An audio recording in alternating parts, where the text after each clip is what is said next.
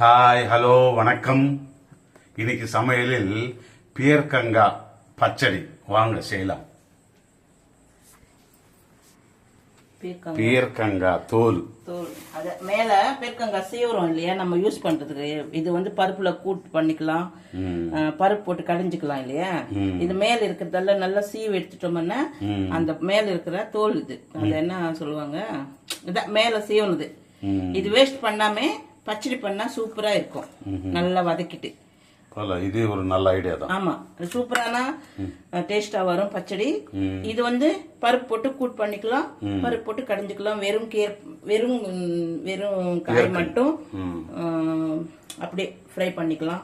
எல்லாமே இதுதான் பீர்க்கங்க. நான் கட் பண்ணிட்டேன், உங்களுக்கு முழுசா தெரியும் நினைக்கிறேன். இது மேல இருக்கிறது தான். இது நான் வந்து நல்லா சீவி கழுவி வச்சிருக்கேன். Right, very good.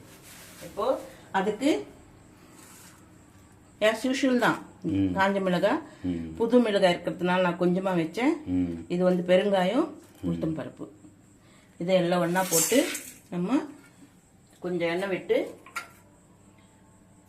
சிகப்பா பொரிச்சு எடுத்துக்கலாம். ஆனா இது மட்டும் நல்ல எண்ணெயில போட்டு வதக்கணும், கொஞ்ச நேரம் வதக்க வச்சுட்டு அதுக்கப்புறம் தான் மிக்சியில போடணும். அதுக்கு புளி, புளி இல்லாம பச்சடி பண்ண முடியாது. இது கொஞ்சமா புளி கழுவிட்டு சுடு தண்ணியில ஊற வச்சிருக்கேன். இந்த மாதிரி சுடு தண்ணியில ஊற வச்சாதான் நல்லா இருக்கும். இது நல்லா டீப் ஃப்ரை, சிகப்பா உளுத்தம் பருப்பு வர வரைக்கும் நம்ம ஃப்ரை பண்ணிக்கலாம்.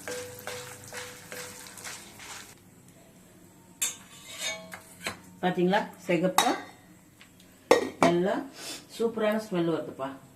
உளுந்து அந்த மாதிரி வறுத்து வச்சுக்கோங்க. இப்போ பாருங்க, இது அந்த எண்ணெயில போட்டு நல்லா வதக்கிக்கணும். ஆமா, இந்த மேல நம்ம காய்ச்சி மேல சீவிட்டோம் இல்லையா, அது வந்து நல்லா வதங்கணும். அதுல ஏற்கனவே கொஞ்சம் எண்ணெய் இருக்கு, நான் இன்னும் ஒரு ஸ்பூன் எண்ணெய் போடுறேன். கொஞ்ச நேரம் ஆகும் இது வதங்கிறதுக்கு. பார்த்தீங்களா, நல்லா வதங்கிச்சு. இப்போ நம்ம ஸ்டவ் ஆஃப் பண்ணிக்கலாம். இந்த கடாயில இருக்கட்டும், கொஞ்ச நேரம் ஆகட்டும். அப்புறம் ஒன்றா போட்டு மிக்சியில் போட்டு அரைச்சிக்கிட்டு தாளிச்சிக்கலாம். இது வந்து கசப்பெல்லாம் இருக்காது, அது நல்லா இருக்கும். ஆனா காய் போடக்கூடாது, தோல் தான் போடணும். ஆமா, மேல இருக்கிற தோல்ல பச்சடி.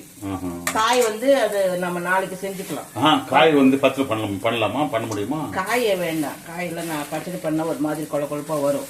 இது மேல இருக்கிறது தோல் மட்டும் தான் எடுத்துட்டு, நம்ம சீவி மேல இருக்கிறது எடுத்துட்டு அது பச்சடி பண்ணா சூப்பரா இருக்கும். அந்த காலத்துல எங்க பாட்டி பண்ணாங்க, அப்பத்துல இருந்து நாங்க பார்த்துட்டு பண்றோம். பாத்தீங்களா, நல்லா ஆறி போச்சு. எல்லாம் ஒன்னா மிக்சியில போட்டுக்கலாம். இது உளுந்து, பெருங்காயம், உளுத்தம் பருப்பு, இதை பார்த்தீங்களா, இது நல்லா வதங்கிடுச்சு. தொக்கு மாங்காய் இல்லை, பீர்க்கங்காய் தொக்கு, அதையும் போட்டாச்சு. தொப்பு இது அதுக்கு தகுந்த உப்பு. பார்த்தீங்களா, நான் கொஞ்சமாக தான் சரியா இருக்கும், வேணுமென்னா அப்புறமா நம்ம மிக்ஸ் பண்ணிக்கலாம் பார்த்து. உப்பு தான்.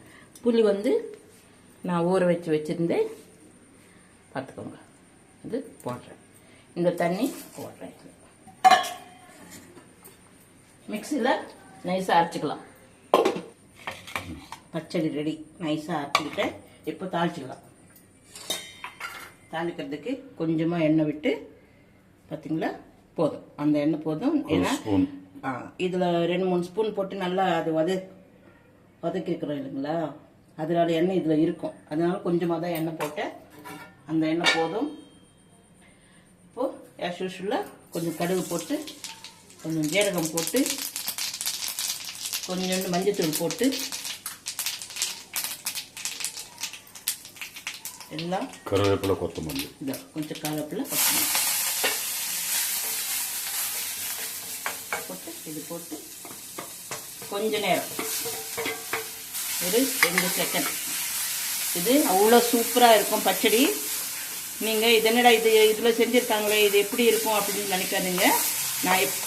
நான் எப்படி செஞ்சுருக்கேன்னு அதே மாதிரி நீங்கள் செஞ்சு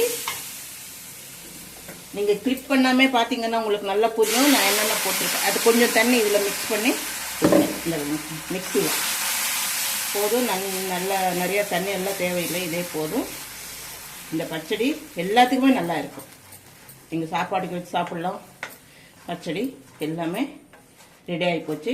இதுதான் பீர்க்கங்காய் மேலே இருக்கிற தொக்கு. நீங்கள் சொன்னீங்களா தொக்கு, அது என்ன சொல்லுவாங்க, அது மேலே இருக்கிறது சீவை எடுத்துட்டு பச்சடி பண்ணியிருக்கேன். இதே மாதிரி செஞ்சு சாப்பிட்டுட்டு நீங்கள் லைக் பண்ணுங்கள், ஷேர் பண்ணுங்கள், கமெண்ட் பண்ணுங்கள், சப்ஸ்கிரைப் மட்டும் மறக்காமல் பண்ணுங்கள். ஓகே.